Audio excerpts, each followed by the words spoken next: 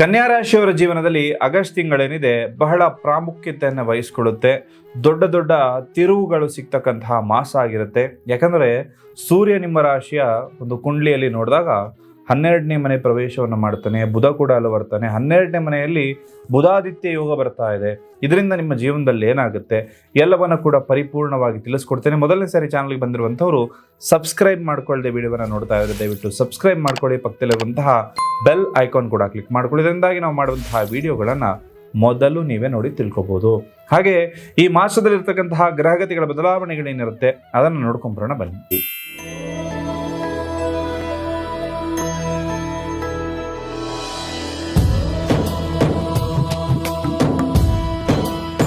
ಮೊದಲಿಗೆ ಈ ಮಾಸದಲ್ಲಿರ್ತಕ್ಕಂತಹ ಗ್ರಹಗತಿಗಳ ಬದಲಾವಣೆ ಏನು, ಅದರಿಂದ ನಿಮಗೆ ನಿಮ್ಮ ಜೀವನದಲ್ಲಿ ಯಾವ ಯಾವ ಬದಲಾವಣೆಗಳು ಆಗುತ್ತೆ, ಯಾವುದು ಲಾಭ ಯಾವುದು ನಷ್ಟ ಎಲ್ಲವನ್ನು ಕೂಡ ಪರಿಪೂರ್ಣವಾಗಿ ನೋಡ್ಕೊಬರೋದಾಯ್ತು ಅಂದ್ರೆ ಆಗಸ್ಟ್ 1ನೇ ತಾರೀಕಿಗೆ ಶುಕ್ರ ಕನ್ಯಾ ರಾಶಿಯ ಪ್ರವೇಶ ಮಾಡ್ತಕ್ಕಂಥದ್ದು. ಆಗಸ್ಟ್ 2ನೇ ತಾರೀಕು ಮಿಥುನಕ್ಕೆ ಕುಜಗ್ರಹದ ಪ್ರವೇಶ ಆಗುತ್ತೆ. ಹಾಗೆ 5ನೇ ತಾರೀಕಿಗೆ ವಕ್ರಿಯಾಗಿದ್ದಂತಹ ಬುಧ ಏನಿದಾನಲ್ಲ ಅವನು ಕರ್ಕಾಟಕ ರಾಶಿಗೆ ಆಗಸ್ಟ್ 5ಕ್ಕೆ ಪ್ರವೇಶ ಮಾಡುತ್ತಾನೆ. ಹಾಗೆ 17ಕ್ಕೆ ಸಿಂಹ ರಾಶಿಗೆ ಸೂರ್ಯ ತನ್ನ ಸ್ವಕ್ಷೇತ್ರಕ್ಕೆ ಒಂದು ಪಾದಾರ್ಪಣೆಯನ್ನು ಮಾಡ್ತಕ್ಕಂಥದ್ದು.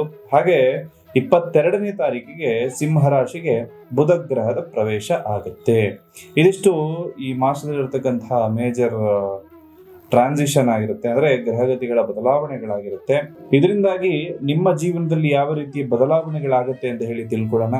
ಅದಕ್ಕೂ ಮುಂಚೆ ನೀವು ಅರ್ಥ ಮಾಡ್ಕೋಬೇಕಾಗಿರೋ ವಿಚಾರ ಏನಪ್ಪಾ ಅಂತಂದ್ರೆ, ಕೆಲವೊಬ್ಬರ ಜಾತಕದಲ್ಲಿ ರಾಜಯೋಗದಂತಹ ಯೋಗಗಳೇ ಇರುತ್ತೆ, ಆದ್ರೆ ಸಾಮಾನ್ಯ ವ್ಯಕ್ತಿಯ ತರ ಅವರು ಜೀವನವನ್ನು ನಡೆಸ್ತಾ ಇರ್ತಾರೆ. ಇನ್ನು ಕೆಲವರ ಜೀವನದಲ್ಲಿ ಯಾವುದೇ ಯೋಗ ಇಲ್ಲ ಇದ್ರೂ ಕೂಡ ದಿನದಿಂದ ದಿನಕ್ಕೆ ಅಭಿವೃದ್ಧಿಯನ್ನ ಕಾಣ್ತಾರೆ. ಅದಕ್ಕೆ ಮೂಲ ಕಾರಣ ಏನಪ್ಪಾ ಅಂತಂದ್ರೆ, ತಮ್ಮ ಜಾತಕವನ್ನ ಅವರು ಪರಿಶೀಲನೆ ಮಾಡಿಕೊಂಡು ನನಗೆ ಯಾವ ದಾರಿಯಲ್ಲಿ ಹೋದ್ರೆ ಸಕ್ಸಸ್ ಸಿಗುತ್ತೆ, ಯಾವುದು ಲಾಭ ಯಾವುದು ನಷ್ಟ ಅಂತ ಹೇಳಿ ಪರಿಪೂರ್ಣವಾಗಿ ತಿಳ್ಕೊಂಡಿರ್ತಾರೆ. ನಿಮ್ಮ ಪ್ರೀತಿ ಪ್ರೇಮ ವಿಚಾರಗಳಲ್ಲಿ, ರಿಲೇಶನ್ಶಿಪ್ ವಿಚಾರದಲ್ಲಿ, ಕರಿಯರ್ ಅಲ್ಲಿ ಯಾವ ದಿಕ್ಕಲ್ಲಿ ಹೋಗ್ಬೇಕು ಅಂತ ಹೇಳಿ ನಿಮ್ಗೆ ಡೌಟ್ಸ್ ಇತ್ತು, ಗೊತ್ತಾಗ್ತಾ ಇಲ್ಲ, ಒಂದು ಬಿಸ್ನೆಸ್ ಸ್ಟಾರ್ಟ್ ಮಾಡ್ಬೇಕು ಅನ್ಕೊಂಡಿದೀನಿ, ಅದು ಆಗುತ್ತಾ ಆಗಲ್ವಾ, ಈ ರೀತಿ ಹಲವಾರು ಪ್ರಶ್ನೆಗಳು ನಿಮ್ಮ ಮನಸ್ಸಲ್ಲಿ ಕಾಡ್ತಾ ಇರುತ್ತೆ.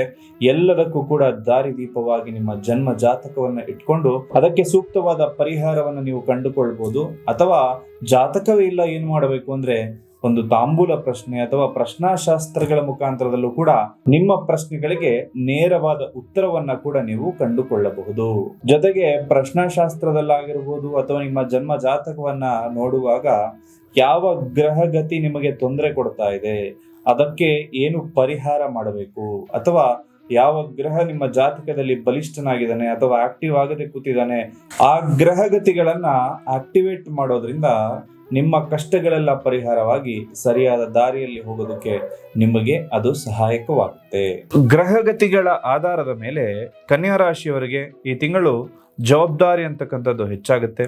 ಮಿಶ್ರ ಫಲ ಅಂತಕ್ಕಂಥದ್ದು ಬಹಳಷ್ಟಿರುತ್ತೆ. ಹಾಗೂ ರಾಶ್ಯಾಧಿಪತಿ ಆಗಿರ್ತಕ್ಕಂತಹ ಬುಧ ಸೂರ್ಯನ ಜೊತೆ ಸೇರಿ ದ್ವಿತೀಯಾರ್ಧದಲ್ಲಿ 12ನೇ ಮನೆಯಲ್ಲಿ ಸಂಚರಿಸ್ತಾ ಇರೋದ್ರಿಂದ ವಿದೇಶ ವ್ಯವಹಾರಗಳಲ್ಲಿ ಪ್ರಗತಿ ಅಂತಕ್ಕಂಥದ್ದು ಕಂಡುಬರುತ್ತೆ.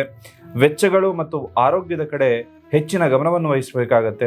ಇದಿಷ್ಟು ಸಂಕ್ಷಿಪ್ತವಾಗಿರ್ತಕ್ಕಂತಹ ವಿಚಾರಗಳು. ಖಂಡಿತವಾಗ್ಲೂ ಡೀಟೇಲ್ಡ್ ಆಗಿ ತಿಳಿಸ್ಕೊಡ್ತೇನೆ. ಕೌಟುಂಬಿಕ ಜೀವನದಲ್ಲಿ ಈ ತಿಂಗಳು ಸ್ವಲ್ಪ ತಾಳ್ಮೆ ಅಂತಕ್ಕಂಥದ್ದು ಅಗತ್ಯ. ಸಂಗಾತಿ ಜೊತೆಗೆ ಸಣ್ಣ ಪುಟ್ಟ ಭಿನ್ನಾಭಿಪ್ರಾಯಗಳು ಅಥವಾ ತಪ್ಪು ತಿಳುವಳಿಕೆಗಳು ಬರುವಂತಹ ಸಾಧ್ಯತೆ ಇರುವಂಥದ್ದು. ಹಾಗೆ ವಾದ ವಿವಾದಗಳಿಂದ ದೂರ ಇದ್ರೆ ತುಂಬ ಒಳ್ಳೆಯದು. ಪ್ರೇಮಿಗಳಿಗೆ ಈ ತಿಂಗಳು ಆರಂಭದಲ್ಲಿ ತುಂಬ ಚೆನ್ನಾಗಿರುತ್ತೆ, ಆದರೆ 3ನೇ ವ್ಯಕ್ತಿಯ ಮಾತನ್ನು ನಂಬಿ, ಇಬ್ಬರಲ್ಲೊಬ್ಬರು ಯಾರಾದರೂ 3ನೇ ವ್ಯಕ್ತಿಯ ಮಾತನ್ನು ನಂಬಿ ಸಾಮರಸ್ಯ ಇಲ್ಲದೆ ಬಿರುಕು ಮೂಡುವಂತಹ ಸಾಧ್ಯತೆ ಇರುತ್ತೆ. ನಿಮ್ಮ ಗಂಡಂದು ಕನ್ಯಾ ರಾಶಿ ಆಗಿರಲಿ ಅಥವಾ ನಿಮ್ಮದು ಕನ್ಯಾ ರಾಶಿ ಆಗಿರಲಿ, ನೀವು ಈ ಒಂದು ವಿಚಾರವನ್ನು ಫಾಲೋ ಮಾಡೋದು ತುಂಬ ಬಹಳಷ್ಟು ಮುಖ್ಯ. ಹಾಗೂ ಆರ್ಥಿಕ ದೃಷ್ಟಿಯಿಂದ ನೋಡೋದಾಯಿತು ಅಂದರೆ ಈ ತಿಂಗಳಲ್ಲಿ ಆದಾಯ ಮತ್ತು ವೆಚ್ಚ ಎರಡೂ ಕೂಡ ಸಮನಾಗಿರುತ್ತೆ. ಹಣದ ಒಳಹರಿವು ನಿರಂತರವಾಗಿದ್ದರೂ ಕೂಡ 12ನೇ ಮನೆಯಲ್ಲಿ ಗ್ರಹಗತಿಗಳ ಪ್ರಭಾವ ಇರೋದ್ರಿಂದ ಅನಗತ್ಯ ಖರ್ಚುಗಳಾಗುವಂಥ ಸಾಧ್ಯತೆ ಬರುವಂಥದ್ದು, ವೈದ್ಯಕೀಯ ವೆಚ್ಚಗಳಾಗುವಂಥದ್ದು ಅಥವಾ ಪ್ರಯಾಣಕ್ಕಾಗಿ ಹಣ ವ್ಯಯ ಆಗುವಂತಹ ಸಾಧ್ಯತೆಗಳು ಬರುತ್ತೆ. ವೈದ್ಯಕೀಯ ವೆಚ್ಚಗಳು ಅಥವಾ ಒಂದು ನೀವು ಏನೋ ಒಂದು ಚೆನ್ನಾಗಿರಬೇಕು ಅಂತ ಯೋಚನೆ ಮಾಡ್ತಾ ಇರ್ತೀರಿ, ಮನೆಯಲ್ಲಿ ಯಾರೋ ಒಬ್ಬರಿಗೆ ಆರೋಗ್ಯ ಸಮಸ್ಯೆ ಬರುವಂತಹ ಸಾಧ್ಯತೆ ಈ ಮಾಸದಲ್ಲಿರೋದ್ರಿಂದ ಎಚ್ಚರಿಕೆಯಿಂದ ಇರಬೇಕು ಅನ್ನೋ ಮಾತನ್ನು ಪದೇ ಪದೇ ನಿಮಗೆ ಹೇಳ್ತಾ ಇದ್ದೇನೆ. ಹಾಗೆ ಈ ತಿಂಗಳು ಯಾವುದೇ ದೊಡ್ಡ ಮೊತ್ತದ ಸಾಲವನ್ನು ಯಾರಿಗೂ ಕೊಡೋದಾಗ್ಲಿ ತಗೊಳ್ಳೋದಾಗ್ಲಿ ಮಾಡೋದಕ್ಕೆ ಹೋಗಬೇಡಿ. ಹೂಡಿಕೆ ಮಾಡುವಾಗ ತುಂಬ ಬಜೆಟನ್ನು ಪ್ಲ್ಯಾನ್ ಮಾಡುವಂಥದ್ದು ತುಂಬ ಇಂಪಾರ್ಟೆಂಟ್ ಆಗುತ್ತೆ. ಆಸ್ತಿ ವ್ಯವಹಾರಗಳಿಗೆ ಈ ತಿಂಗಳು ಮಧ್ಯಮ ಫಲದಾಯಕವಾಗಿರುತ್ತೆ. ಹೊಸ ಭೂಮಿ ಮನೆ ಖರೀದಿ ಮಾಡೋದಕ್ಕೆ ಯೋಚನೆ ಮಾಡ್ತಾ ಇದ್ರೆ ಈ ತಿಂಗಳೊಂದು ಬಿಟ್ಬಿಡಿ, ಬೇಡ ಅನ್ನೋ ಮಾತನ್ನು ಹೇಳ್ತೀನಿ. ಯಾವುದೇ ಪ್ರಮುಖ ವಿಚಾರಗಳಿಗೆ ಸಹಿ ಹಾಕುವಾಗ, ಪತ್ರಗಳಿಗೆ ಸಹಿ ಹಾಕುವಾಗ ದಾಖಲೆಗಳನ್ನು ಒಂದಲ್ಲ ಎರಡಲ್ಲ 10 ಬಾರಿ ಯೋಚನೆ ಮಾಡಿ ಅದನ್ನು ಕರೆಕ್ಟಾಗಿದೆ ಇಲ್ವ ಅಂತ ಯೋಚನೆ ಮಾಡಿ ಆನಂತರದಲ್ಲಿ ಅಥವಾ ತಜ್ಞರಿಂದ ಒಂದಷ್ಟು ಸಲಹೆಗಳನ್ನು ಪಡೆದುಕೊಂಡು ಕೂಲಂಕುಷವಾಗಿ ಪರಿಶೀಲಿಸಿದ ನಂತರವೇ ಸಿಗ್ನೇಚರನ್ನು ಮಾಡಿ. ಪಿತ್ರಾರ್ಜಿತ ಆಸ್ತಿ ವಿಚಾರದಲ್ಲಿ ಮೋಸ ಆಗುವಂಥ ಸಾಧ್ಯತೆ ಇರುತ್ತೆ ಅಥವಾ ಕೋರ್ಟು ಕಚೇರಿಗೆ ವ್ಯವಹಾರಗಳು ಎಳೆದುಕೊಂಡು ಹೋಗುವಂಥ ಸಾಧ್ಯತೆ ಇರೋದ್ರಿಂದ ಯಾವುದೇ ಒಂದು ಮಾತುಕತೆಗೆ ಈ ತಿಂಗಳು ಹೋಗದೇ ಇದ್ರೇ ಒಳ್ಳೆಯದು. ಇನ್ನು ವಿದ್ಯಾರ್ಥಿಗಳಿಗೆ ಈ ತಿಂಗಳು ಕಠಿಣ ಪರಿಶ್ರಮ ಇರೋದ್ರಿಂದ ಮನಸ್ಸು ಚಂಚಲವಾಗಿರುತ್ತೆ ಅಥವಾ ಏಕಾಗ್ರತೆಯ ಕೊರತೆ ಕೂಡ ಇರಬಹುದು. ಆದರೆ ವಿದೇಶದಲ್ಲಿ ಉನ್ನತ ಶಿಕ್ಷಣ ಪಡೆಯೋದಕ್ಕೆ ಬಯಸ್ತಾ ಇರುವಂತಹ ವಿದ್ಯಾರ್ಥಿಗಳಿಗೆ, ರಿಸರ್ಚ್ ಫೀಲ್ಡಲ್ಲಿರುವಂತಹ ವಿದ್ಯಾರ್ಥಿಗಳಿಗೆ ಈ ತಿಂಗಳು ಸ್ವಲ್ಪ ಸಕಾರಾತ್ಮಕ ಫಲಿತಾಂಶ ಅನ್ನೋದು ಬರುತ್ತೆ. ಒಳ್ಳೆಯ ಅಂಶಗಳು ಕೂಡ ಖಂಡಿತವಾಗ್ಲೂ ಕೂಡ ನಿಮ್ಮ ಕೈ ಸೇರುವಂಥದ್ದು, ಒಳ್ಳೆಯ ಅವಕಾಶಗಳು ನಿಮಗೆ ಸಿಗುತ್ತೆ. ಹಾಗೆ ಒಂದು ವಾಹನ ಖರೀದಿ ಮಾಡಲಿಕ್ಕೆ ಯೋಚನೆ ಮಾಡ್ತಾ ಇದ್ದರೆ ಮೊದಲ 2 ವಾರಗಳು ಹೆಚ್ಚು ಅನುಕೂಲಕರವಾಗಿರುತ್ತೆ. ವಾಹನ ಚಲಾವಣೆ ಮಾಡಬೇಕಾದ್ರೆ ಅತ್ಯಂತ ಎಚ್ಚರಿಕೆಯನ್ನು ವಹಿಸ್ಕೊಳ್ಳಿ. ವಿಶೇಷವಾಗಿ ರಾತ್ರಿ ವೇಳೆ ಪ್ರಯಾಣ ಮಾಡಬೇಕಾದ್ರೆ ಅತಿಯಾದ ವೇಗವನ್ನು ಅವಾಯ್ಡ್ ಮಾಡ್ಕೊಳ್ಳಿ. ನಿಮ್ಮ ವಾಹನದ ಇನ್ಶೂರೆನ್ಸ್ ಮತ್ತು ದಾಖಲೆಯನ್ನು ಸರಿಯಾಗಿ ಇಟ್ಕೊಳ್ಳುವಂತಹ ಅವಶ್ಯಕತೆ ಬರುತ್ತೆ. ಇನ್ನು ವೃತ್ತಿ ರಂಗದಲ್ಲಿ ಶ್ರಮಕ್ಕೆ ತಕ್ಕ ಪ್ರತಿಫಲ ಖಂಡಿತವಾಗ್ಲೂ ಸಿಗುವಂಥದ್ದು. ಹಾಗೆ ಇಂಪೋರ್ಟ್ ಎಕ್ಸ್ಪೋರ್ಟ್ ವ್ಯವಹಾರ ಮಾಡ್ತಾ ಇರುವಂಥವ್ರಿಗೆ ಈ ತಿಂಗಳು ಹೆಚ್ಚಿನ ಲಾಭ ಮತ್ತು ಪ್ರಗತಿಯನ್ನು ಸಿಗುತ್ತೆ. ಕಚೇರಿಯಲ್ಲಿ ಸಹೋದ್ಯೋಗಿಗಳ ಜೊತೆಗೆ ವಾದ ವಿವಾದಕ್ಕೆ ಇಳಿಯೋದಕ್ಕೆ ಹೋಗಬೇಡಿ. ನಿಮ್ಮ ಕೆಲಸದ ಮೇಲೆ ಮಾತ್ರ ಗಮನ ಇಟ್ಕೊಂಡು ನಂದು ಎಷ್ಟಿದೆಯಪ್ಪ ಅಷ್ಟು ನೋಡ್ಕೊಳ್ಳಿ. ಹಾಗೂ ವ್ಯವಹಾರಸ್ಥರಿಗೆ ಹೊಸ ಹೂಡಿಕೆಯನ್ನು ಮಾಡೋದಕ್ಕೆ ಇದು ಸೂಕ್ತವಾಗಿರುವ ಸಂದರ್ಭ ಅಲ್ಲ. ಇನ್ನು ಸದ್ಯದ ಪರಿಸ್ಥಿತಿಯಲ್ಲಿ ಖಂಡಿತವಾಗ್ಲೂ ಕೂಡ ಯಾವುದೇ ಒಂದು ದೊಡ್ಡ ನಿರ್ಧಾರವನ್ನು ತೆಗೆದುಕೊಂಡಿದ್ರೆ ಖಂಡಿತವಾಗ್ಲೂ ಒಳ್ಳೆಯದು. ಯಾಕಂದರೆ ಮುಂದಿನ ತಿಂಗಳು ಸೂರ್ಯ ನಿಮ್ಮ ರಾಶಿ ಪ್ರವೇಶ ಮಾಡಿದಾಗ ಅದು ವಿಶೇಷವಾದಂಥ ಯೋಗವನ್ನು ನಿಮಗೆ ತಂದುಕೊಡುತ್ತೆ. ಅದನ್ನು ನೀವು ಖಂಡಿತವಾಗ್ಲೂ ಫಾಲೋ ಮಾಡ್ಕೋಬಹುದು. ಇನ್ನು ಆಗಸ್ಟ್ ತಿಂಗಳಲ್ಲಿ ನೀವು ತಗೋಬೇಕಾಗಿರೋ ಪ್ರಿಕಾಷನ್ಸ್ ಏನಪ್ಪಾ ಅಂತಂದ್ರೆ ಆರೋಗ್ಯದ ಕಡೆ ಹೆಚ್ಚಿನ ಜಾಗ್ರತೆಯನ್ನು ತಗೊಳ್ಳುವಂಥದ್ದು. ಅತಿಯಾದ ಆಲೋಚನೆಯಿಂದಾಗಿ ಮಾನಸಿಕ ಒತ್ತಡ, ನಿದ್ರಾಹೀನತೆ ಅಥವಾ ಹೊಟ್ಟೆಗೆ ಸಂಬಂಧಪಟ್ಟಂತಹ ಸಮಸ್ಯೆಗಳು ಬರ್ಬೋದು. ಯೋಗ ಅಥವಾ ಧ್ಯಾನವನ್ನು ಮಾಡ್ತಕ್ಕಂಥದ್ದನ್ನು ರೂಢಿಸ್ಕೊಳ್ಳಿ. ಖರ್ಚುಗಳನ್ನು ನಿಯಂತ್ರಣ ಮಾಡ್ಕೊಳ್ಳಿ. ತಿಂಗಳ ಆರಂಭದಲ್ಲಿ ಬಜೆಟ್ ಸಿದ್ಧಪಡಿಸ್ಕೊಳ್ಳಿ. ಇಲ್ಲದೇ ಇದ್ದರೆ ತಿಂಗಳ ಕೊನೆಯಲ್ಲಿ ಒಂದಷ್ಟು ಮುಗ್ಗಟ್ಟಾಗುವಂಥದ್ದು, ಕೈ ಕಟ್ಟಾಕ್ದಂಗೆ ಆಗುವಂತಹ ಸಂದರ್ಭಗಳು ಬರುತ್ತೆ. ಹಾಗೆ ಕೆಲಸದ ಸ್ಥಳದಲ್ಲಿ ನಿಮ್ಮ ವಿರೋಧಿಗಳು ಅಥವಾ ನಿಮ್ಮ ವಿರುದ್ಧ ತಂತ್ರ ರೂಪಿಸುವಂಥವರು ನಿಮ್ಮ ರಹಸ್ಯಗಳನ್ನು ಅವ್ರ ಜೊತೆ ಹೇಳಿದರೆ ಅದನ್ನು ಬಂಡವಾಳ ಮಾಡಿಕೊಂಡು ನಿಮಗೆ ತಿರುಮಂತ್ರ ಹಾಕ್ತಕ್ಕಂತಹ ವ್ಯಕ್ತಿಗಳಿರ್ತಾರೆ. ಅವರ ಬಗ್ಗೆ ಹೆಚ್ಚಿನ ಜಾಗರೂಕರಾಗಿರಬೇಕು. ಹಾಗೂ ಈ ಮಾಸದಲ್ಲಿ ನೀವು ಮಾಡಬೇಕಾಗಿರೋ ಪರಿಹಾರಗಳೇನಪ್ಪ ಅಂತಂದರೆ, ಎಷ್ಟು ದಿನ ಅಂತ ಹೇಳಿ ಈ ಕಷ್ಟದ ಜೀವನವನ್ನು ಮಾಡ್ತೀರಿ, ನೀವು ಕೂಡ ಹೊರಗಡೆ ಬರಬೇಕು, ನಾವು ಕೂಡ ಸುಖವಾಗಿರಬೇಕು ಅಂತಕ್ಕಂಥ ಒಂದು ಅಭಿಲಾಷೆ ಪ್ರತಿಯೊಬ್ಬರ ಮನಸ್ಸಿನಲ್ಲಿ ಇರ್ತಕ್ಕಂಥದ್ದು ಸರ್ವೇ ಸಾಮಾನ್ಯ. ನಿಮ್ಮೆಲ್ಲರಿಗೂ ಕೂಡ ಉಪಯೋಗವಾಗ್ತಕ್ಕಂತಹ ವಿಚಾರವನ್ನು ತಿಳಿಸ್ಕೊಡ್ತೇನೆ. ನೋಡಿ, ಈ ಪ್ರಪಂಚ ಯಾವತ್ತು ಸೃಷ್ಟಿ ಆಯ್ತಲ್ಲ ಅವತ್ತೇ ಒಂದಷ್ಟು ವಿಚಾರಗಳು ಈ ಪ್ರಪಂಚದ ಭೂಮಿಯ ಆಳದಲ್ಲಿ ಬಂದಿರುತ್ತೆ. ಅದು ಜೆಮ್ ಸ್ಟೋನ್ಸ್ ಅಂದ್ರೆ ರತ್ನಗಳು.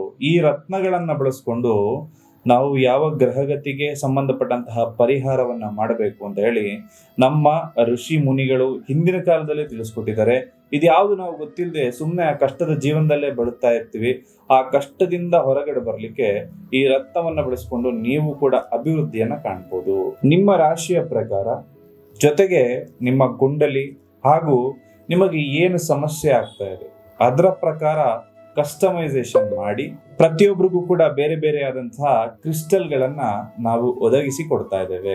ಈ ವಿಶೇಷವಾದ ಕ್ರಿಸ್ಟಲ್ ಮಣಿ ಬ್ರೇಸ್ಲೆಟ್ ಏನಿದೆಯಲ್ಲ, ಇದನ್ನ ನೀವು ಧರಿಸ್ಕೊಳ್ಳೋದ್ರಿಂದ ನೇರವಾಗಿ ನಿಮ್ಗೆ ಯಾವ ಗ್ರಹಗತಿ ತೊಂದರೆ ಕೊಡ್ತಾ ಇದೆಯೋ ಅದಕ್ಕೆ ಅನುಗುಣವಾಗಿರುವಂತಹ ಪರಿಹಾರವೇ ನಿಮಗೆ ಸಿಗುತ್ತೆ.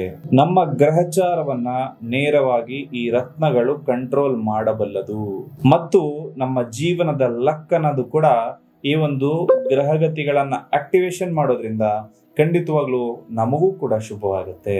ನಿಮಗೂ ಕೂಡ ಈ ವಿಶೇಷವಾದ ಮಣಿಗಳು ಬೇಕಾಗಿದ್ದಲ್ಲಿ ಸ್ಕ್ರೀನ್ ಮೇಲೆ ಕಾಣ್ತಾ ಇರುವ ನಂಬರ್ಗೆ ಒಂದು ವಾಟ್ಸಪ್ ಮಾಡಿ, ಬ್ರೇಸ್ಲೆಟ್ ಬೇಕು ಅಥವಾ ಕ್ರಿಸ್ಟಲ್ ಮಣಿಗಳು ಅಂತ ಹೇಳಿ ನಿಮಗೆ ಸಂಪೂರ್ಣವಾದ ಮಾಹಿತಿಯನ್ನ ನಾವು ತಲುಪಿಸ್ಕೊಡ್ತೇವೆ. ಆಗಸ್ಟ್ ತಿಂಗಳಲ್ಲಿ ಗ್ರಹಗಳ ಒಂದಷ್ಟು ನಕಾರಾತ್ಮತೆ ಅಂತಕ್ಕಂಥದ್ದು ಕಡಿಮೆ ಮಾಡ್ಕೊಳ್ಳೋದಕ್ಕೆ ಈ ಸರಳ ಪರಿಹಾರವನ್ನು ನೀವು ಮಾಡ್ಕೊಳ್ಬಹುದು. ಕನ್ಯಾ ರಾಶಿಯ ಅಧಿಪತಿಯಾಗಿರ್ತಕ್ಕಂತಹ ಬುಧ ಪ್ರತಿ ಬುಧವಾರ ವಿಷ್ಣು ಸಹಸ್ರನಾಮ ಓದುವಂಥದ್ದು ಅಥವಾ ವಿಷ್ಣು ಚಾಲೀಸ ಅಂತ ಬರುತ್ತೆ, ಅದನ್ನು ಓದುವಂಥದ್ದು ಅಥವಾ ಕೇಳುವಂಥದ್ದು ಶುಭವನ್ನು ತಂದುಕೊಡುತ್ತೆ. ಬುಧವಾರದ ದಿವಸ ಹಸಿರು ಹುಲ್ಲು ಅಥವಾ ಒಂದು ಬೇಳೆಗಳನ್ನು, ಹೆಸರು ಕಾಳು, ಅದನ್ನು ನೀರಲ್ಲಿ ಹಿಂದಿನ ದಿವಸ ಹಾಕಿಟ್ಟು ಮುಂದಿನ ದಿವಸ ಬೆಳಗ್ಗೆ ಅದನ್ನು ಹಸುವಿಗೆ ತಿನ್ನಿಸ್ತಕ್ಕಂಥದ್ದು ಆರ್ಥಿಕವಾಗಿ ಏನಾದರೂ ಸಮಸ್ಯೆಗಳಾಗ್ತಾ ಇತ್ತು ಅಂದರೆ ಅದು ನಿಮಗೆ ಪರಿಹಾರ ಆಗುತ್ತೆ. ಹಾಗೂ ಓಂ ಬುಧಾಯ ನಮಃ ಅಂತಕ್ಕಂಥ ಮಂತ್ರವನ್ನು ಪ್ರತಿದಿನ 108 ಬಾರಿ ಜಪಿಸ್ಕೊಳ್ಳೋದ್ರಿಂದ ನಿಮಗೆ ಮನಸ್ಥಿತಿ ಏನಾದರೂ ತೊಂದರೆ ಇರ್ತಾ ಇತ್ತು ಅಂದರೆ ಅದು ಕಂಟ್ರೋಲಿಗೆ ಬರುತ್ತೆ. ಹಾಗೂ ಬುಧವಾರದ ದಿವಸ ಅಗತ್ಯ ಇರುವಂಥವರಿಗೆ ಒಂದು ಹೊತ್ತಿನ ಊಟವನ್ನು ಕೊಡಲಿಕ್ಕೆ ಅಥವಾ ಬಟ್ಟೆಯನ್ನು ಕೊಡಲಿಕ್ಕೆ ಪ್ರಯತ್ನ ಪಡಿ. ಖಂಡಿತವಾಗ್ಲೂ ನಿಮ್ಮ ಮೇಲೆ ಇರ್ತಕ್ಕಂತಹ ನಕಾರಾತ್ಮಕತೆ ಎಲ್ಲವೂ ಕೂಡ ದೂರ ಆಗುತ್ತೆ. ಹಾಗೂ ನೀವು ಅಂದುಕೊಂಡ ಕೆಲಸ ಕಾರ್ಯಗಳೆಲ್ಲವೂ ಕೂಡ ಶುಭವಾಗಿ ನೆರವೇರುತ್ತೆ. ನಿಮ್ಮ ಜೀವನದಲ್ಲಿ ಪ್ರೀತಿ ಪ್ರೇಮ ವಿಚಾರವಾಗಿ ಗಂಡ ಹೆಂಡತಿ ದಾಂಪತ್ಯ ಜೀವನದಲ್ಲಿ ತೊಂದರೆಗಳಾಗ್ತಾ ಇತ್ತು, ಕರಿಯರಲ್ಲಿ ನಾನು ಯಾವ ದಾರಿಯಲ್ಲಿ ಹೋಗ್ಬೇಕಪ್ಪ, ಯಾವ ಕೆಲಸದಲ್ಲಿ ಹೋಗ್ಬೇಕಪ್ಪ, ನನಗೆ ಯಾವುದು ಒಳ್ಳೆಯದು, ಈ ರೀತಿ ಕನ್ಫ್ಯೂಷನ್ಸ್ ನಿಮ್ಮ ತಲೆಯಲ್ಲೂ ಇತ್ತು ಅಂದರೆ ನೇರವಾಗಿ ಬಂದು ಭೇಟಿ ಮಾಡಿ. ಶಾಸ್ತ್ರೋಕ್ತವಾಗಿರ್ತಕ್ಕಂತಹ ಸುಲಭ ಪರಿಹಾರವನ್ನು ನೀವು ತಿಳ್ಕೊಬೋದು. ನೀವು ಅಂದುಕೊಂಡ ಕೆಲಸ ಕಾರ್ಯಗಳೆಲ್ಲವೂ ಕೂಡ ಈಡೇರಲಿ ಅಂತ ಹೇಳಿ ಪ್ರಾರ್ಥಿಸ್ತಾ ಸರ್ವೇ ಜನಃ ಸುಖಿನೋ ಭವಂತು.